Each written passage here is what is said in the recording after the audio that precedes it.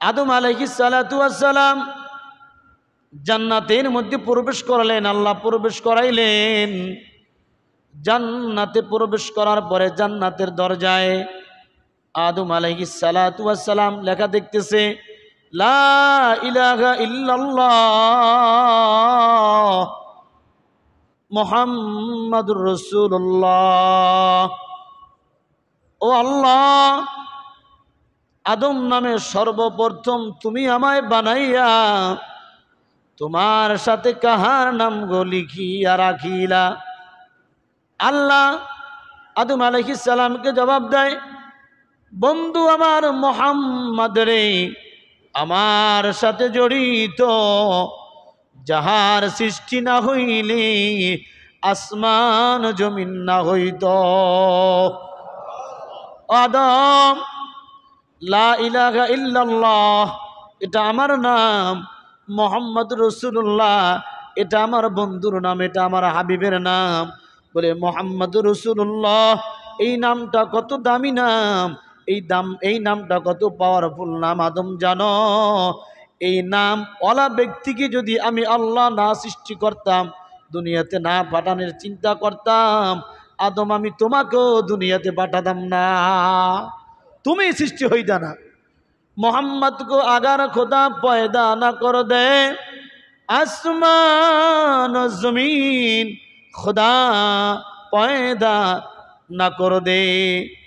मोहम्मद रसूलुल्लाह सल्लल्लाहु अलैहि वसल्लम के अल्लाह जो ना बनाइतें आसमान जमीन लोह कलम चाँद सितारा जहाँ किसी देखिए एगुला किच्छु सृष्टि सब कारो सिलाय मोहम्मदुर রাসূলুল্লাহ সাল্লাল্লাহু আলাইহি ওয়াসাল্লামের অগণিত মাখলুকাত সৃষ্টি করেছেন, কিন্তু আপনাকে আমাকে দয়া করে মানুষ হিসাবে সৃষ্টি করেছেন। মানুষ হিসাবে সৃষ্টি করি ক্ষান্ত নয়, আল্লাহ দয়া করে মানুষের মধ্যে অসংখ্য অগণিত জাতি আছে, হিন্দু, বৌদ্ধ, খ্রিস্টান, ইহুদ, নাসারা, কিন্তু আল্লাহ সুবহানাহু ওয়া তাআলা আপনাকে আমাকে সর্বশ্রেষ্ঠ জাতি মুসলমান হিসাবে দুনিয়ার মধ্যে প্রেরণ করেছেন। এটাও কিন্তু আল্লাহর কাছে কোনোদিন আমি দরখাস্ত করি নাই। শুধু তাই নয়, সর্বশ্রেষ্ঠ মুসলমান হিসাবে পাঠিয়ে আল্লাহ ক্ষান্ত করেন নাই আখিরি জামানার পয়গম্বর নবী মুহাম্মদ রাসূলুল্লাহ সাল্লাল্লাহু আলাইহি ওয়াসাল্লামের উম্মত হিসাবে আপনাকে আমাকে প্রেরণ করেছেন বলে আলহামদুলিল্লাহ। যেই নবীর উম্মত হওয়ার জন্য অন্য যুগের পয়গম্বর নবীরা পর্যন্ত আফসোস করে বলছে, এই জামানার নবী না হয়ে যদি আখিরি জামানার নবীর উম্মত হইতাম তাতেও নিজে গর্ববোধ হতাম যে শ্রেষ্ঠ নবীর শ্রেষ্ঠ উম্মত। শুধু তাই নয়, এই নবীকে আল্লাহ সুবহানাহু ওয়া তাআলা এত মর্যাদা এত সম্মান দিয়েছেন যে এই নবী বলতে আপনার নবী, আমার নবী, ভালোবাসার নবী, কলিজার নবী মুহাম্মদ রাসূলুল্লাহ সাল্লাল্লাহু আলাইহি ওয়াসাল্লাম জান্নাতে ঢোকার আগ পর্যন্ত কোনো নবী রাসূল জান্নাতে ঢুকতে পারবে না। শুধু তাই নয়, মুহাম্মদ রাসূলুল্লাহ সাল্লাল্লাহু আলাইহি ওয়াসাল্লামের উম্মত জান্নাতে ঢোকার আগ পর্যন্ত কোনো নবীরাও জান্নাতে ঢুকতে পারবে না কিয়ামতের দিন। কিন্তু এটা কিন্তু আমি ইচ্ছা করে অর্জন করি নাই। এই যে মর্যাদা, এই মর্যাদা আপনাকে আমাকে দয়া করে মায়া করে দান করেছেন কে? আল্লাহ। নবী মুহাম্মদ রাসূলুল্লাহ সাল্লাল্লাহু আলাইহি ওয়াসাল্লাম এমন একজন শ্রেষ্ঠ নবী, এমন একজন বরকতের নবী, এমন একজন দামি নবী, তিনি দুনিয়াতে আসার আগে যত পয়গম্বর দুনিয়াতে এসেছিলেন, যত কিতাব আল্লাহ তাআলা দুনিয়াতে নাজিল করেছিলেন, প্রত্যেক কিতাবের মধ্যেই মুহাম্মদুর রাসূলুল্লাহ সাল্লাল্লাহু আলাইহি সাল্লাম দুনিয়াতে আসবেন, তিনি শ্রেষ্ঠ নবী হবেন, তার ধর্মই হবে পৃথিবীর শ্রেষ্ঠ ধর্ম। এটা প্রত্যেকটা নবী বলে গেছেন এবং প্রত্যেকটা কিতাবের মধ্যে ছিল। সুবহানাল্লাহ। ছোট্ট একটু নমুনা বলি। নবীজির আম্মা জান নাম কি? বলেন আমেনা রাদিয়াল্লাহু তাআলা আনহা। নবীজির আম্মাজান বলেন যে এমন এক নবী, এমন এক দামি, এমন এক পাওয়ারফুল নবী যে নবী মুহাম্মদ রাসূলুল্লাহ, আমার নবজাত মোহাম্মদ যখন আমার গর্ভের মধ্যে আমি নিয়েছি, তখন আমি যে জায়গায় যাইতাম সব জায়গায় মানুষ বলতো, আমেনা তোমার তো স্বামী নাই, তুমি শরীরের মধ্যে কি সুগন্ধি লাগাইছো, মিস্কের ঘেরান আসে, তুমি এমন পারফিউম মক্কায় কোথায় পেয়েছো? আমানা ডাক দিয়া কয়, আমি দুনিয়ার কোনো পারফিউম, কোনো ঘেরান লাগাই নাই, আর এটা আমার শরীরের কোনো ঘেরান না, এই ঘেরানটা হলো আমি যে গর্ভের মধ্যে যে সন্তানকে ধারণ করেছি ওই সন্তানের বরকতের ঘেরান। তাহলে নবী মোহাম্মদ সাল্লা সাল্লাম মাত্র মা আমেনার গর্ভে আসছে, গর্ভে আসার পরই শরীরটা সুগন্ধিময় করে দিয়েছেন কে? আমেনা যেই জায়গায় যায় ওই জায়গায় তার শরীর থেকে ঘেরান আসে। বলেন এটাকে আমেনার ঘেরান না নবী মোহাম্মদের ঘেরান? কথা বোঝেন নাই? এরপরে আমেনা নবীজির আম্মাজান বলেন, মুহাম্মদ সাল্লাল্লাহু আলাইহি সাল্লাম আমার গর্ভে এসেছেন, তো আমি যখন ঘাটলায় পুষ্কুনিতে নদীতে পানি আনতে যাইতাম, পানি থাকতো আমার থেকে অনেক দূরে, অর্থাৎ অনেক কষ্ট করে পানি তোলা লাগতো। কিন্তু মুহাম্মদ যেদিন থেকে আমার গর্ভে এসেছে ওদিন থেকে আমি নদীর পাড়ে গেলে, পুষ্কুনির পাড়ে গেলে পানি অটোমেটিকলি আমার হাতের নাগারে চলে আসতো। এটা কিন্তু আমেনার দাম না, আমেনার পেটের মধ্যে যেই শ্রেষ্ঠ মহামানব আল্লাহ তাআলা দিয়েছেন তার দাম। এরপরে আমেনা বলেন, আমি যত জায়গায় যাইতাম আমার পেটের সন্তান মোহাম্মদ আমার গর্ভে থাকার কারণে যদি রৌদ্রের মধ্যে হাঁটতাম তো মেঘের খণ্ড আমি আমেনার মাথার উপর আইয়ে ছায়াদান করত। বলেন নবীজি কি দুনিয়াতে আসছে মাত্র মায়ের গর্ভে? এরপরে বলেন আমি যখন রাস্তা দিয়ে হাঁটতাম রৌদ্র থাকলে তো মেঘের খণ্ড আইসা আমার মাথার উপর ছায়াদান করত, এবং গাছগুলা মাথার উপর এইভাবে ঝুঁকে যাইতো, আমাকে সালাম জানাইতো, কারণ আমার পেটের মধ্যে পৃথিবীর কুল কায়নাতের শ্রেষ্ঠ মাখলুকাত, শ্রেষ্ঠ মানব মুহাম্মদ রাসূলুল্লাহ। দেখেন নবীজি দুনিয়াতে আসেন নাই মাত্র মা আমেনার গর্ভে, গর্ভে থাকাকালীন যদি এত অলৌকিক ঘটনা আল্লাহ তাআলা দুনিয়ার মধ্যে দেখান, মা আমেনার মর্যাদা, মা আমেনার ইজ্জত আল্লাহ তাআলা এত বাড়িয়ে দেন, তাহলে বোঝা যায় নবী দামি না কম দামি? এই যে না দামি নবীর দামি উম্মত আল্লাহ তাআলা আপনাকে আমাকে বানিয়েছেন, কোনোদিনও কিন্তু আল্লাহর কাছে দরখাস্ত করি নাই, বিনা দরখাস্ত আল্লাহ তাআলা শেষ নবীর শেষ উম্মত বানিয়েছেন। শুধু এইটার শুকর যদি আপনি আমি করি, কিয়ামত পর্যন্ত শুকর আদায় করলে যে আপনাকে আমাকে আল্লাহ তাআলা মুহাম্মদ রাসূলুল্লাহর উম্মত বানিয়েছেন, এ শুকর আদায় করে শেষ হবে? আমার পরি জোরে আলহামদুলিল্লাহ। কিন্তু দুঃখটা হলো এই যে আমরা আসলে কোন নবীর উম্মত হয়েছি, নবীর মর্যাদাও বুঝি না, নিজের মর্যাদাও বুঝি না, নবীর মর্যাদাও বুঝি না, নিজের মর্যাদাও বুঝি না। নবীজি মুহাম্মদ সাল্লাল্লাহু আলাইহি ওয়াসাল্লাম দুনিয়াতে আগমন করেছেন সবার পরে, কিন্তু আল্লাহ তাআলা রূহের জগতে সৃষ্টি করেছেন সবার আগে। মানুষ হিসাবে দুনিয়াতে এসেছেন সর্বপ্রথম কে? আদম আলাইহিস সালাম, কিন্তু আদমের সৃষ্টিও মুহাম্মদ রাসূলুল্লাহ সাল্লাল্লাহু আলাইহি সাল্লামের পরে, কিন্তু দুনিয়াতে মানুষ হিসাবে এসেছেন আগে। আল্লাহ তাআলা যখন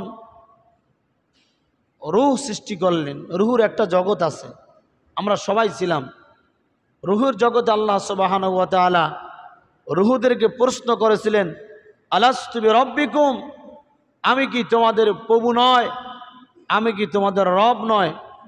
সমস্ত রূহরা বলেছিল ক্বালু বালা, আপনি আমাদের রব, আপনি আমাদের সৃষ্টিকর্তা, আপনি আমাদের সব। মুফাসসিরিনে কেরাম বলেন সমস্ত রুহু যখন বলেছিল কলু বালা, ওই সমস্ত রুহুর মধ্যেও সর্বপ্রথম যিনি আওয়াজ করেছিলেন বলেছিলেন কলু বালা, ওই আওয়াজটাও ছিল মুহাম্মদ রাসূলুল্লাহ সাল্লাল্লাহু আলাইহি ওয়াসাল্লাম। আদম আলাইহিস সালাম দুনিয়াতে আসলেন, আসার পরে যেই জায়গায় যায় ওই জায়গায় দেখে মুহাম্মাদের নাম, লা ইলাহা ইল্লাল্লাহ। আদম বলে আল্লাহ লা ইলাহা ইল্লাল্লাহ, এটা তো তোমার নাম, তুমি বাদে কোনো ইলাহ নাই, মুহাম্মদ রাসূলুল্লাহ, তোমার পাশে আবার এইটা কার নাম?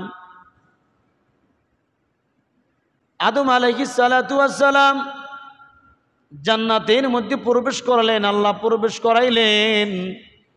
জান্নাতে প্রবেশ করার পরে জান্নাতের দরজায় আদম আলাইহিস সালাতু ওয়াস সালাম লেখা দেখতেছে লা ইলাহা ইল্লাল্লাহ মুহাম্মাদুর রাসূলুল্লাহ। ও আল্লাহ, আদম নামে সর্বপ্রথম তুমি আমায় বানাইয়া তোমার সাথে কাহার নাম গো লিখিয়া রাখিলা? আল্লাহ আদম আলাইহিস সালামকে জবাব দেয়, বন্ধু আমার মুহাম্মদ রে, আমার সাথে জড়িত যাহার সৃষ্টি না হইলে আসমান জমিন না হইত।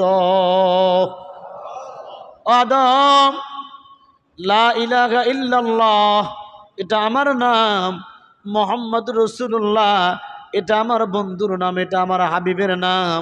বলে মুহাম্মদ রাসূলুল্লাহ এই নামটা কত দামি নাম, এই নামটা কত পাওয়ারফুল নাম আদম জানো? এই নাম ওলা ব্যক্তিকে যদি আমি আল্লাহ না সৃষ্টি করতাম, দুনিয়াতে না পাঠানোর চিন্তা করতাম, আদম আমি তোমাকেও দুনিয়াতে পাঠাতাম না, তুমি সৃষ্টি হইতা না। मोहम्मद को अगर खुदा पैदा न कर दे आसमान और जमीन खुदा पैदा न कर दे। मोहम्मद रसूलुल्लाह सल्लल्लाहु अलैहि वसल्लम के अल्लाह যদি না বানাইতেন, আসমান জমিন লোহ কলম চাঁদ সিতারা যাহা কিছুই দেখি এগুলা কিছু সৃষ্টি সব কারো ছিলায় মুহাম্মাদুর রাসূলুল্লাহ সাল্লাল্লাহু আলাইহি ওয়াসাল্লামের ওসিলায়।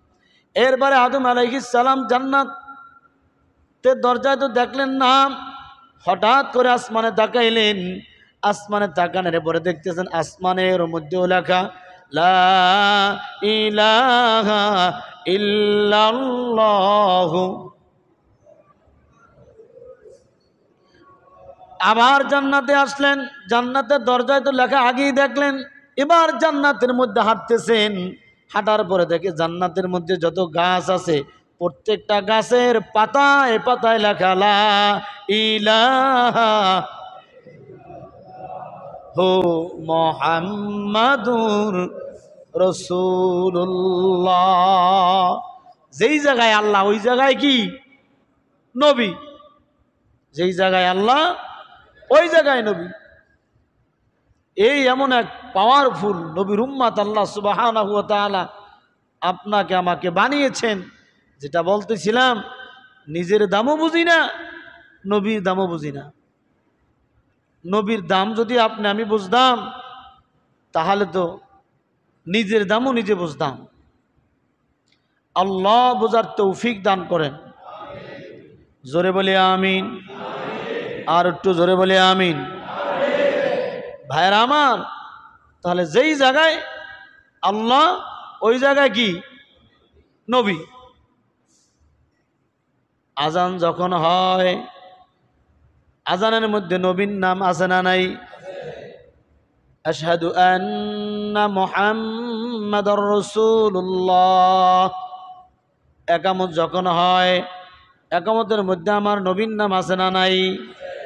আজান দেবা, আজানের মধ্যে যদি নবী মুহাম্মাদের নাম না থাকে আজান পরিপূর্ণ হবে? একামত দেবা, একামতের মধ্যে যদি নবী মুহাম্মাদের নাম না থাকে একামত হবে? নামাজ পড়বা, নামাজের মধ্যে যদি মুহাম্মাদের নাম না থাকে নামাজ। আত্তাহিয়াতু লিল্লাহি আসসালাওয়াতু ওয়াত-তাইয়্যিবাত আসসালামু আলাইকা আইয়ুহান নাবিয়্যু। পড়েন সুবহানাল্লাহ। নামাজের মধ্যে কোনো কথা বলা যায় না, কাউকে সালাম দেওয়া যায় না, সালামের উত্তর নেওয়া যায় না। কিন্তু নামাজের মধ্যে নবী মুহাম্মদ রাসূলুল্লাহ সাল্লাল্লাহু আলাইহি ওয়াসাল্লামকে সালাম না দিলে বান্দার নামাজ হয় না।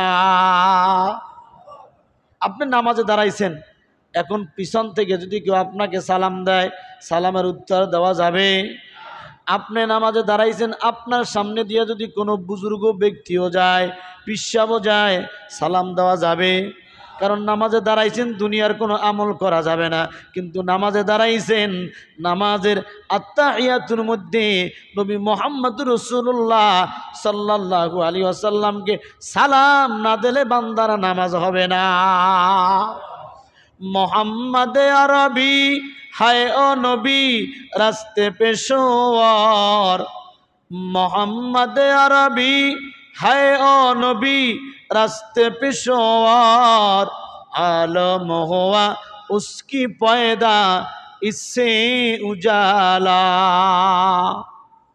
বলেন আল্লাহু আকবার। তাহলে এই যে দামি নবীর দামি উম্মত আল্লাহ তাআলা বানিয়েছেন, এটা কোনোদিন কি রব্বে কারিমের কাছে আপনি আমি দরখাস্ত করেছি? কিন্তু দুঃখ হলো কি জানেন, যেটা বলতেছিলাম, নবীর কদরও বুঝি না, নিজের দামও বুঝি না। প্রায় সময় আমাদের বাংলাদেশ সহ বিভিন্ন জায়গায় কলিজার টুকরা নবীকে নিয়ে ব্যঙ্গ করে, বলেন নাউজুবিল্লাহ। নবীজির চরিত্র নিয়ে কথা বলে কারা? নাস্তিকেরা, বেঈমানেরা, বেঈমানের গোষ্ঠী, মুনাফিকের গোষ্ঠী। বলেন নবীজিকে নিয়ে কথা বলার সুযোগ কোনো পৃথিবীতে কোনো মানুষের আছে? নবীর বিরুদ্ধে যদি কেউ কোনো কথা বলে তার ঈমান থাকে? সে যত বড় পিসাব হোক, যত বড় মুফতি হোক, আর যত বড় এলেমওয়ালা হোক, নবীর বিপক্ষে কোনো কথা বললে সে বিনা দলিলের সঙ্গে সঙ্গে বেঈমান হয়ে যায়।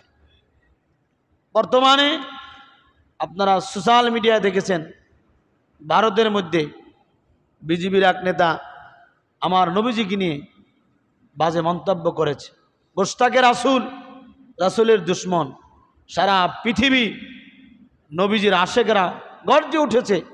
আজকেও বাংলাদেশের বিভিন্ন জায়গায় ভারতের সেই বিজেপির নেতার কুরুচিপূর্ণ বক্তব্যের বিরুদ্ধে, তার ফাঁসির দাবিতে বাংলাদেশের বিভিন্ন জায়গায় আমাদের মুন্সিগঞ্জ মিছিল হবে, মানববন্ধন হবে।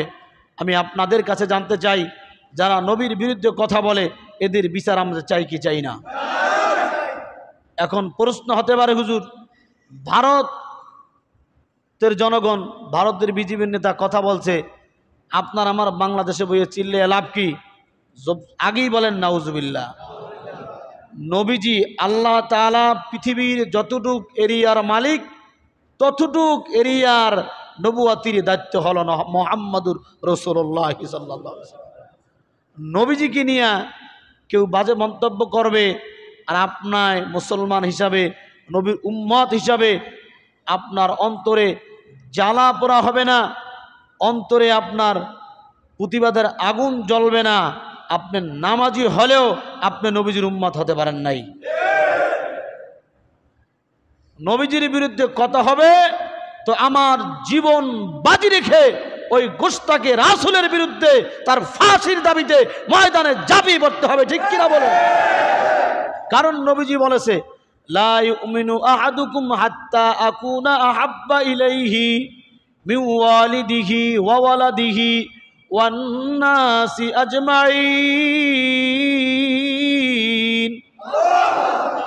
ততক্ষণ পর্যন্ত কোনো মুসলমান খাঁটি ইমানদার হতে পারবে না যতক্ষণ পর্যন্ত নবী মুহাম্মদুর রাসূলুল্লাহ সাল্লাল্লাহু আলাইহি ওয়াসাল্লামকে ছেলে সন্তান, স্ত্রী, পুত্র, এমন কি নিজের জীবনের চাইতেও বেশি মহব্বত না করবে, নিজের জীবনের চাইতেও বেশি মহব্বত নবীজিকে না করবে, সে মুমিন হতে পারবে?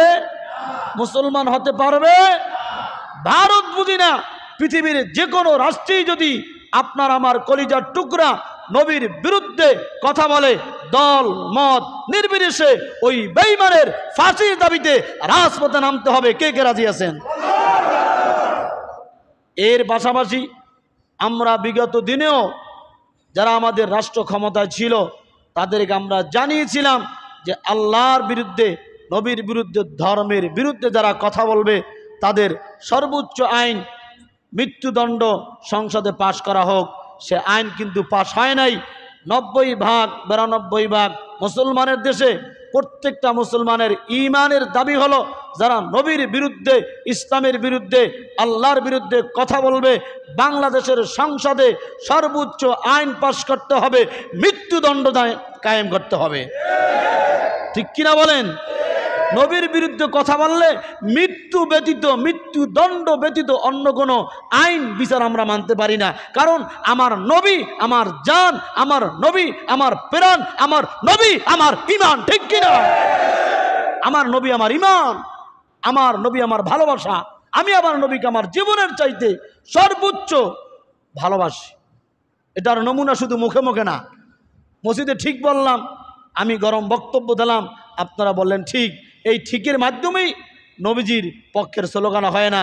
যখন যেই পরিস্থিতি আসবে তখন সেই পরিস্থিতিতে নিজের জানকে বাজি রেখে রাজপথে নামে নবীর দুশ্মনের বিরুদ্ধে আওয়াজ তুলতে হবে। ঠিক কিনা বলেন?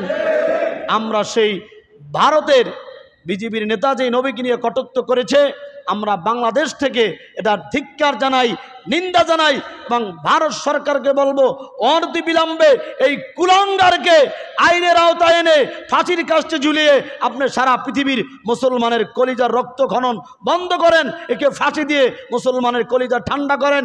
যদি আপনি এই কুলাঙ্গারকে আইনের আওতায় না আনেন, একে যদি ফাঁসির কাস্টে না ঝুলান, সারা পৃথিবীর 200 থেকে 250 কোটি মুসলমান যখন গর্জে উঠবে তখন আপনার ভারতের মস্তদে আপনি টিকে থাকতে পারবেন না। মুসলমানের কলিজায় আঘাত দিয়ে কোনোদিন কোনো মানুষ কোনো ক্ষমতায় টিকে থাকতে পারে নাই। দেখেন না, আলহামদুলিল্লাহ ভারতে তো গর্জন শুরু হয়ে গেছে। ঠিক কিনা বলেন? ভারতে গর্জন শুরু হয়ে গেছে। এটাই পৃথিবীর ইতিহাস। ইসলাম ও মুসলমানের বিরুদ্ধে, কোরআনের বিরুদ্ধে কথা বলে কেউ কোনোদিন চিরস্থায়ী হতে পারে নাই। তাহলে আমরা যদি পৃথিবীর 200 থেকে 250 কোটি মুসলমান ইসলামের পক্ষে দাঁড়িয়ে যাই, যত বড় ইসলামের বিরুদ্ধে শক্তি হোক না কেন সে পরাজিত হতে বাধ্য। একটি প্ল্যাটফর্ম লাগবে, সেটি হলো আমাদের সকলকে দল মত নির্বিশেষে ঐক্যবদ্ধ হতে হবে। ঠিক কিনা বলেন?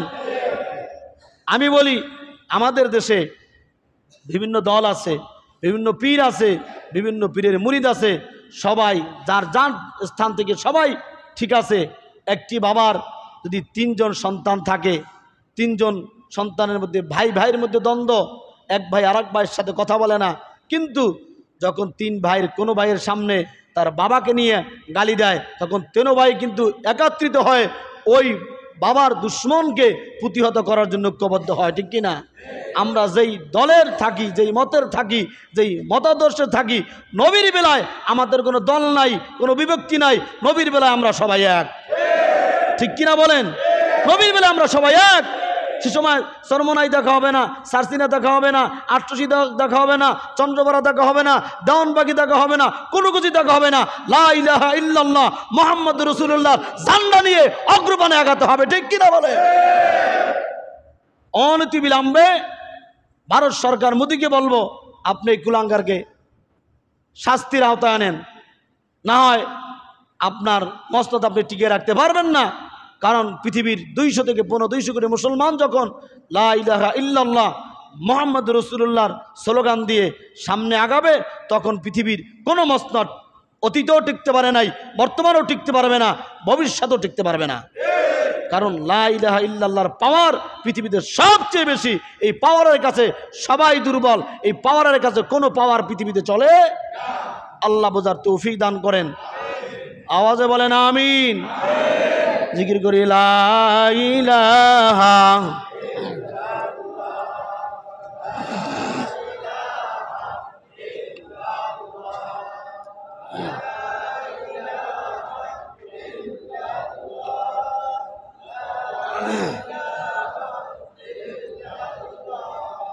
লা ইলাহা লা ইলাহা ইল্লাল্লাহ লা ইলাহা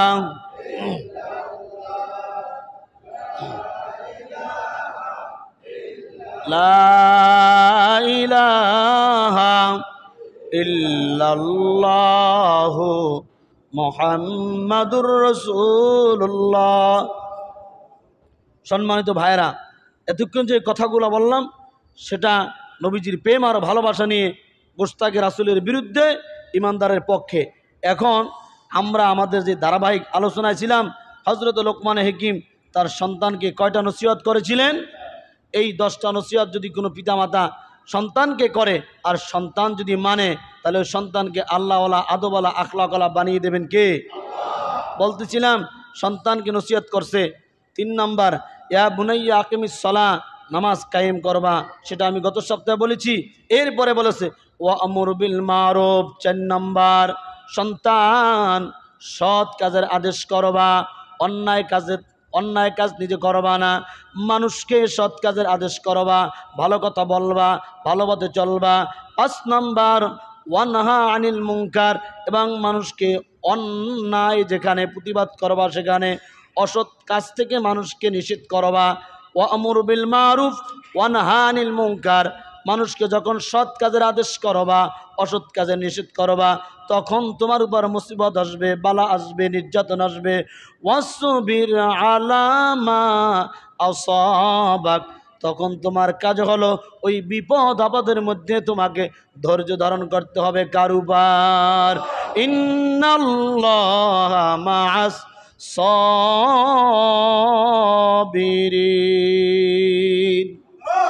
আল্লাহ বলে নিশ্চয়ই যারা ধৈর্য ধারণ করবে, আমি আল্লাহ ধৈর্যশীল ব্যক্তিদের সাথী আছি। এ মুসলমান, সৎ কাজের আদেশ করা, অসৎ কাজের নিষেধ করা, এটা কিন্তু প্রত্যেকটা মুসলমানের ইমানি একটা দায়িত্ব। কথা মনে হয় বুঝেন নাই? সৎ কাজের আদেশ করা, আমরা যারা কালেমা পড়েছি, মুসলমান হয়েছি, ইমানি দায়িত্ব হিসাবে আল্লাহর নির্দেশ এবং নবীরও আদেশ, সৎ কাজের আদেশ করবা, ও আমর বিল মারুফ এবং অনহা আনিল মুনকার, অসৎ কাজের নিষেধ করবা। এই 2টা যদি আপনার আমার মধ্যে না থাকে, সমাজ কোনোদিনও পরিবর্তন হওয়ার কোনো আশা করা যায় না। সমাজে সৎ কাজের আদেশ যদি না থাকে, অসৎ কাজের নিষেধ যদি না থাকে, বাধা দেওয়ার মতো যদি কেউ না থাকে, দিন দিন উশৃঙ্খলা বাড়তেই থাকবে, হাঙ্গামা দাঙ্গামা বাড়তেই থাকবে। যেরকম উদাহরণ, ছোট সময় আমরা যখন ছোটো ছিলাম, বা আপনারা যারা আমার সামনে আছেন মুরব্বী, গ্রাম দেশে বাবারা, মায়েরা, দাদারা বলতো আমার নাতি অথবা আমার ছেলেকে যদি কোনো সময় অন্যায় কাজ করতে দেখো, জায়গায় দেখলে জায়গায় বিচার করবা, তোমাকে জিজ্ঞাসা করা হবে না যে তুমি কেন বিচার করলা। কি বলেন, বলছি কি না? কিন্তু এখন আমাদের পিতামাতার স্লোগান হলো, আমার সন্তান কি করে না করে তোমার ঠেকছে কি? আমার সন্তানকে ধমক দেওয়ার অধিকার তোমাকে কে দিয়েছে? এই স্লোগান যেদিন থেকে আসছে যে আমার সন্তানকে ধমক দেওয়ার, শাসন করার অধিকার তোমাকে কে দিয়েছে, ওদিন থেকেই সমাজের মধ্যে বেয়াদবের সংখ্যা বেড়ে গেছে। কথাক্ষণ ঠিক কিনা? আমার সন্তানকে যদি উনি দেখে, এই ছেলে, তোমার বাবা একজন জ্ঞানী মানুষ, শিক্ষিত মানুষ, তুমি অন্যটা করে কোনো যাও, ঘরে যাও, আর যে তোমাকে দ্বিতীয়বার না দেখি, এই কথা যেদিন ছিল, যতদিন ছিল ততদিন এলাকার ছেলেগুলা, যুবকগুলা আদবলা, আখলাকওয়ালা ছিল। যেদিন থেকে এই কথা উঠে গেছে, ওদিন থেকে বেদবের সংখ্যা বাড়তেই আছে। কারণ সৎ কাজের আদেশ নাই, অসৎ কাজের নিষেধ নাই। কথা বলেন? তাহলে এই যে লোকমান হাকিমের পরামর্শ, আমর বিল মারুফ অনহা আনিল মুনকার, সন্তান সৎ কাজের আদেশ করবা, অসৎ কাজের নিষেধ করবা। আপনি চিন্তা করছেন একজন বাবা কতটুকু দায়িত্বশীল, কতটুকু জ্ঞানী, কতটুকু হেকমতওয়ালা সন্তানকে বলছে। এটা তো সন্তানকে বলছে, কিন্তু এটা তো কোরআনের আয়াত। এ দায়িত্ব তো আমাদের প্রত্যেকের। যদি আপনার আমার মধ্যে সৎ কাজের আদেশ না থাকে, অসৎ কাজের নিষেধ না থাকে, কোনোদিনও শান্তি আশা করা যায় না। আল্লাহ নবী বলেন, মান রাআ মিনকুম মুনকারান ফালিয়ুগাইয়িরু বিয়াদিহি ফাইল্লাম ইয়াস্তাতি ফাবিলিসানি ফাইল্লাম ইয়াস্তাতি ফাবিকলবি যালিকা আদাফুল ঈমান। আল্লাহর নবী মুহাম্মদ রাসূলুল্লাহ সাল্লাল্লাহু আলাইহি ওয়াসাল্লাম বলেন, ও আমার উম্মত, ও আমার আদরের উম্মতেরা শোনো, সমাজের মধ্যে যদি তুমি কোনো অন্যায় হইতে থাকো, অপরাধ হইতে থাকো, তোমার যদি সামর্থ্য থাকে ডাইরেক্ট তুমি হাত দিয়ে বাধা দেবা। মান রাআ মিনকুম মুনকারান ফালিয়ুগাইয়িরু বিয়াদিহি, হাত দ্বারা বাধা দেবা। সমাজে তুমি দেখতেছো গান হচ্ছে, নাচ হচ্ছে, ড্যান হচ্ছে, অন্যায় অপরাধ হচ্ছে, তুমি যদি সামর্থ্য থাকে, তোমার যদি ক্ষমতা থাকে, সমাজে যদি তোমার পজিশন এইরকম থাকে যে আমি যদি ওই গানের মাজালিসে যাইয়া হাত দিয়া বন্ধ করে দিই, তাহলে আমার উপর কোনো প্রভাব পড়বে না, আমার উপরে কথা বলতে পারবে না, তখন ওই ব্যক্তির কাজ হলো গান বাজনা সরাসরি হাত দিয়ে বন্ধ করে দেওয়া। কথা বোঝেন নাই? এখন আপনার আমার সমাজে এই পজিশন যে আমি যদি হাত দিয়ে ওই অন্যায় কাজকে প্রতিহত করতে যাই, তখন আমার উপরে ঝড় ঝাপটা জুলুম আসবে, আমার ওই ক্ষমতা বা আমার ওই অবস্থান সমাজে নাই। তখন আপনার জন্য দ্বিতীয় কাজ, মান রাআ মিনকুম মুনকারান ফালিয়ুগাইয়িরু বিয়াদিহি, হাত দ্বারা পারলা না, ফাইল্লাম ইয়াস্তাতি ফাবিলিসানি, তখন তুমি জবান দিয়া ফিকির করো, চিন্তা করো। ওই মাজালিসের সামনে যাও, জুয়া খেলতেছো, মদ খাইতেছো, গান বাজনা করতেছো, বাবা এটা অন্যায়, এটা আল্লাহর আইনের বিরুদ্ধে চলে যায়। সমাজের মানুষ ভালোভাবে নেয় না, মুরব্বীরা ভালোভাবে নেয় না, আল্লাহর লানত। কাজী বাবারা তোমরা মদ খাইও না, জুয়া খেইলো না, লটারি বাজি কইরো না, গান বাজাইও না। এটা হলো দ্বিতীয় নাম্বার। হাত দিয়ে বন্ধ করতে পারবেন না, তখন আপনাকে কী করতে হবে?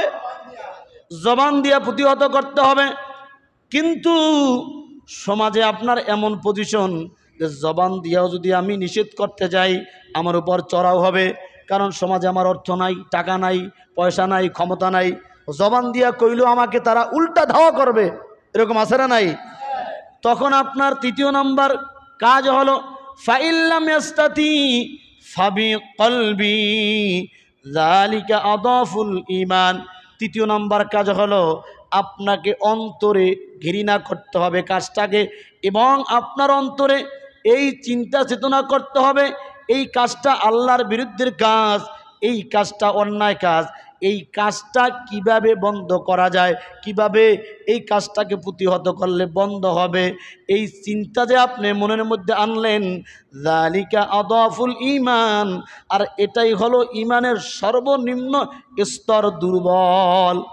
এই যে চিন্তা করছেন, হায় হায় গান হইতেছে, মদ খেয়েছে, মানুষগুলো জাহান্নামের রাস্তায় হাঁটতেছে, আমি তো হাত দিয়ে পারলাম না, জবান দিয়ে পারলাম না, কিন্তু মনের মধ্যে জ্বালা, এই লোকগুলা জাহান্নামের পথে হাঁটতেছে, নামাজ পড়তেছে না, মদ খাইতেছে, গাঁজা খাইতেছে, সেরি আইনা নাচানাচি করতেছে, হায় আমি যদি বন্ধ করতে পারতাম, এরা যদি বন্ধ হইতো, তখন কিন্তু আপনি চিন্তা করার কারণে আপনার ভিতরে ঈমান আছে এটা প্রমাণ হতো। আর ঈমানটা একবারে দুর্বল ঈমান। কিন্তু আমি যদি করুক, আজকে সমাজের মধ্যে যে অন্যায়গুলো হয়, আল্লাহ বিরোধী যে কাজগুলো হয়, একটা কথা আছে যে জমিনে বেড়া দিছে জমিনের ফসলকে রক্ষা করার জন্য। কথা মনে হয় বোঝেন নাই? জমিনে বেড়া দেয় কেন? জমিনের ফসলকে রক্ষা করার জন্য। কিন্তু ওই বেড়া যদি ভক্ষক হয়ে যায়, রক্ষক না হইয়া, তখন কিন্তু ওই ফসল আর টিকে না। সমাজে যত গান বাজনা জুয়া মদ অপরাধগুলো হয়, এগুলা যারা হাত দিয়া বাধা দেওয়ার মতো ক্ষমতা রাখে, এদের ছত্রছায়ায় হয়। কথা মনে হয় বোঝেন নাই? যেই ব্যক্তিদের ক্ষমতা আছে মদের আড্ডা বন্ধ করার, জুয়ার আড্ডা বন্ধ করার, গানের আসর বন্ধ করার, এরাই উস্কাইয়া সাহস দিয়া ওই কাজগুলো করায়। বন্ধ কিভাবে হবে? কথা মনে হয় আমার বোঝেন নাই? অর্থাৎ রক্ষক ভক্ষক হয়ে গেছে, বেড়ায় খেত খাওয়া শুরু করছে। এই জন্য সমাজপতি যারা হয়, যারা বিচার আচার করে, এদের মধ্যে আল্লাহর ভয় থাকতে হয়, আল্লাহর বিধান থাকতে হয়, এদের মধ্যে নামাজ থাকতে হয়, রোজা থাকতে হয়, দাড়ি থাকতে হয়, টুপি থাকতে হয়, তাহলে সমাজের বিচার আচার অন্যায় কাজগুলা প্রতিহত করা সহজ হয়। ঠিক কিনা বলেন? কিন্তু আজকে সারা পৃথিবীতে, সারা বাংলাদেশে যারা বিচার আচার করে, এলাকায় যারা নেতৃত্ব দেয়, এদের অধিকাংশই নামাজ নাই, রোজা নাই, দিন নাই, ধর্ম নাই, এমনকি সমস্ত অন্যায়ের সাথে যারা জড়িত। কথা বলেন ঠিক কিনা? আবার আমরাই তাদের পিছনে দৌড়াই, আমরাই তাদেরকে প্রমোট করি। আমি জানি এই লোক সে আল্লাহর নাফরমানি করে, সে মদ খায়, জুয়া খায়, বিভিন্ন আল্লাহর নাফরমানির সাথে জড়িত। তার কাছে আমি বিচারের জন্য কেন যাই? তার কাছে কেন আমি সাল্লিত চাই? আমি যদি 2 দিন 3 দিন ফিরা যাই, একদিন ও এমনি ভালো হয়ে যাবে, ঠিক কিনা? বরঞ্চ আমরা তাদেরকে ঘুষ দিয়া, টাকা দিয়া তাদেরকে আমাদের বিচারগুলো করাই। বলেন, যেই ব্যক্তি আল্লাহর হুকুম মানে না, নবীর তরিকা মানে না, ও কিভাবে ইনসাফ ভিত্তিক আপনার শারীরিক ব্যবস্থাটা করে দেবে? যার ভিতরে আল্লাহর হুকুম নাই, যার ভিতরে নামাজ নাই, যার ভিতরে নবীর তরিকা নাই, ও ব্যক্তি কোনোদিনও সৎ হতে পারে না, ঠিক কিনা বলেন? যত বুজুর্গ দেখবেন, যত আল্লাহওয়ালা দেখবেন, যত চোখে কান্নাওয়ালা মানুষ দেখবেন, সবাই নামাজি, সবাই দিনদার, সবাই টুপিওয়ালা, সবাই দাড়িওয়ালা, সবাই নামাজি, ঠিক কিনা বলেন? অসৎ লোক কোনোদিন আল্লাহওয়ালা হতে পারে না। অসৎ ব্যক্তিদের মধ্যে কোনোদিন সৎ চিন্তা চেতনা থাকতে পারে না, কারণ নিজেও অসৎ, চিন্তাও করে অসৎ, নিজেও অসৎ, তার ফয়সালাও হয় অসৎভাবে, ঠিক কিনা বলেন? তাহলে ওয়া আমুরু বিল মারুফ ওয়া তানহাউনা আনিল মুনকার। লোকমান হিকিম আলাইহিস সালাতু ওয়াস সালাম তার সন্তানকে উপদেশ দিলেন, সন্তান, সৎ কাজের আদেশ করবা, অসৎ কাজে নিষেধ করবা। এই দুইটা যখন করবা, তখন তোমার উপরে মুসিবত আসবে, বালা আসবে, জুলুম নির্যাতন আসবে। তখন তোমাকে আরেকটা কাজ করতে হবে, অসবির আলামা আসাবাক, তোমাকে ধৈর্য ধারণ করতে হবে। যদি ধৈর্য ধারণ করতে পারো, তাহলে তোমাকে আল্লাহ তাআলা সফলতার মানদণ্ডে পৌঁছে দেবেন। কারণ ইন্না যালিকা মিন আযমিল উমুর,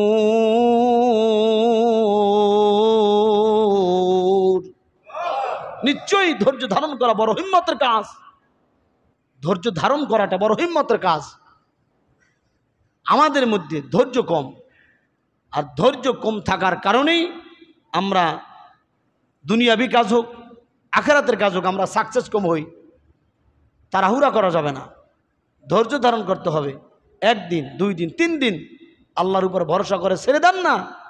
বলেন, আল্লাহ আমি মাজলুম, আমি অপরাধ, আমি পারতেছি না, আমার জবান দিয়েও বাধা দেওয়ার শক্তি নাই, হাত দিয়ে বাধা দেওয়ার শক্তি নাই, কিন্তু আল্লাহ তুমি তো আসো। আল্লাহর কাছে দোয়া করেন, কান্না করেন, একদিন না একদিন আপনার চোখের পানি কবুল হবে। একদিন সমাজ থেকে অন্যায়, অবিচার, জুলুম, নির্যাতন, সুদ, ঘুষ, মদ, রাহাজানি সব চলে যাবে, ঠিক কিনা? জোরে বলেন ভাই।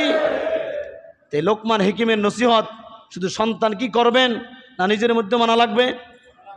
কথা কয় না? নিজের মধ্যেও এটা আনতে হবে। এরপরে লোকমানে হিকিম 7 নম্বর নসিহত করতেছেন, ওয়ালা তুসাইন খাদ্দাকা লিন্নাস, হে আমার সন্তান, অহংকার করে অহংকার বশত মানুষের থেকে মুখ ফিরাইয়া নিও না। ওয়ালা তুসাইর খাদ্দাকা লিন্নাস, অহংকার বশত মানুষের থেকে মুখ ফিরাইয়া নিও না।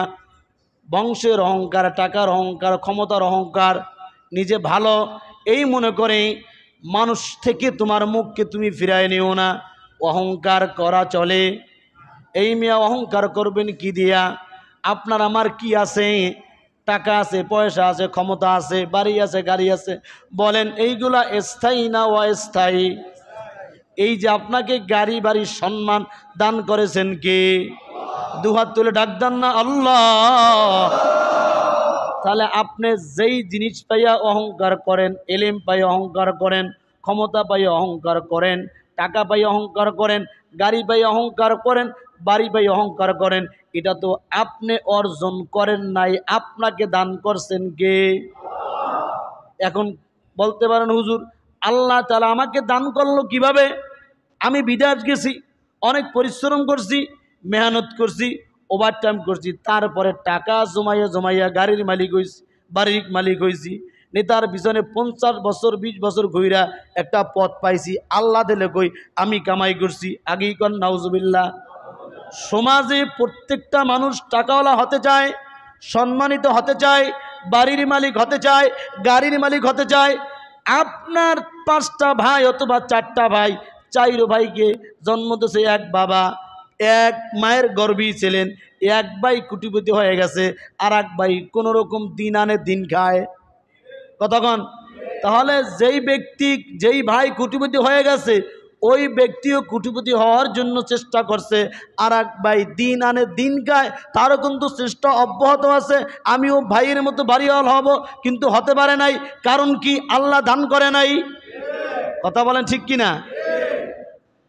4 জন সন্তান হয়েছে, বাবা মা 4 জন সন্তান কি পড়াবার জন্য চেষ্টা করছে? কতক্ষণ? একজন হয়ে গেছে ডাক্তার, একজন হয়ে গেছে ইঞ্জিনিয়ার। যেইটার পিছনে বেশি চেষ্টা করছে ওইটা হয়েছে গ্রামের কৃষক। কথা কয় না ঠিক কিনা? বলেন, এই যে 4টা সন্তানের পিছনেই বাবা মায়ের মেহনত ছিল কিনা?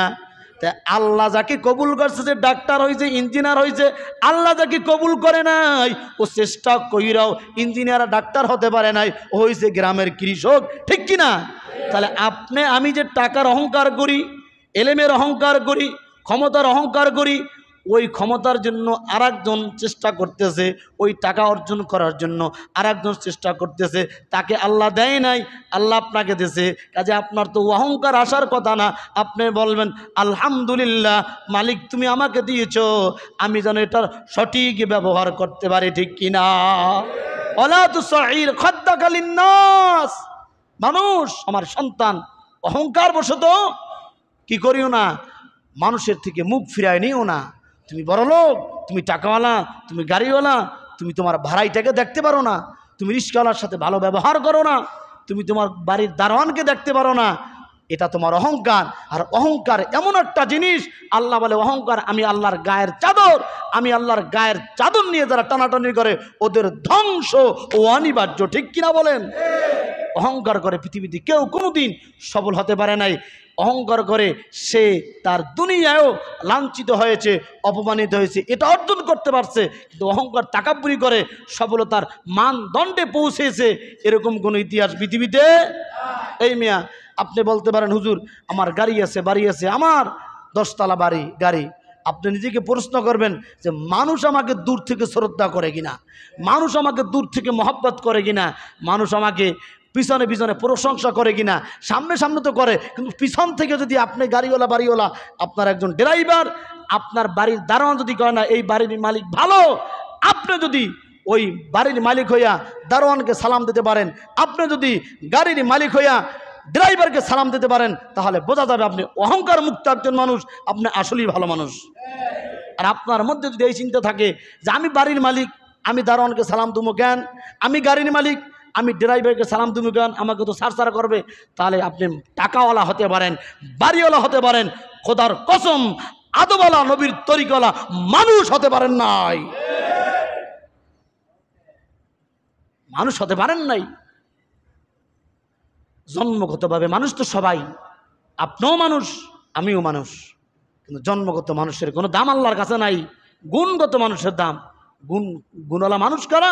যারা আল্লাহর বিধান মানে, নবীর তরিকায় চলে, তারাই হলো গুণওয়ালা মানুষ। আল্লাহ তাআলা বোঝার তৌফিক দান করেন। তাহলে লোকমানে হিকিম 7 নম্বর নসিহত করছে, ওয়ালা তুসাইর খাদ্দাকা লিন্নাস। সন্তান, তুমি লোকমান হিকিমের সন্তান বলে তুমি অহংকার করে মানুষের থেকে মুখ ফিরাইও না। তুমি যত বড়ই মর্যাদামান হও, ক্ষমতাওয়ালা হও, টাকাওয়ালা হও, একবারে নিম্ন থেকে নিম্ন যে সমাজের মানুষ থাকবে, তিনিও যেন তোমাকে শ্রদ্ধা করে। একবারে তোমার থেকে যে উপরে থাকবে, সেও যেন তোমাকে শ্রদ্ধা করে। তাহলে তুমি ভালো মানুষ বলে সমাজেও পরিণত হবে, আল্লাহর কাছে পরিণত হবে। ঠিক কিনা? এই একটা মানুষকে যখন মানুষ ভালো বলে, তখন আল্লাহ তাআলা ওই মানুষকে ভালো বলে। ছোট্ট একটা ঘটনা মনে পড়ছে, বলবো 1-2 মিনিটে। আল্লাহ নবী সাহাবীদেরকে নিয়ে বসা, তো একটা লাশ নিয়ে যাইতেছে। তো কয়েকজন সাহাবী বললেন, ইয়া রাসূলুল্লাহ, হে হাবিবাল্লাহ, ওই লোকটা খুব ভালো। বল তোমরা কিভাবে বললা? এই লোকটার আমল, আখলাক, চলাফেরা নামাজ রোজা সব দিক দিয়ে ভালো ছিল, এই জন্য মারা গেছে। আমাদের খুব আফসোস লাগতেছে, আমরা সাক্ষী দিলাম এই লোকটা ভালো। আল্লাহ নবী বললেন, তোমরা যেহেতু সাক্ষী দিছো এই লোকটা ভালো, আমিও সাক্ষী দিলাম ভালো, আল্লাহও সাক্ষী দিল ভালো, জান্নাতের মেহমান হয়ে গেল। এর কিছুক্ষণ পরে আর একটা লোক মারা গেছে, তার লাশ নিয়ে যাইতেছে। সাহাবীরা বললেন, ইয়া রাসূলুল্লাহ, এই যে লাশটা নিয়ে যাইতেছে এই লোকটা বেশি ভালো না। রাসূল বলেন, কেন? সে তো নামাজ পড়ে, সে তো দাড়ি আছে, সে তো টুপি আছে। কয়, রাসূল সবই ঠিক আছে, নামাজও পড়তো, দাড়িও ছিল, টুপিও ছিল, কিন্তু মানুষের কাছে সে ভালো ব্যবহার কোনোদিনই করতে পারে নাই, মানুষের অন্তরে জায়গা করতে পারে নাই।